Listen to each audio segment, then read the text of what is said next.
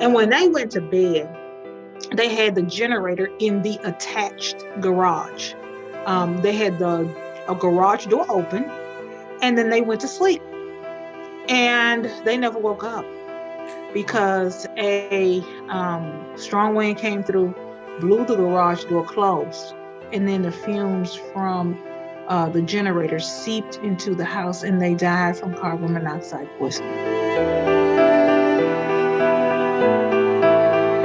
So it is so important for all of us to get detectors in our homes. That $30 investment could save your life.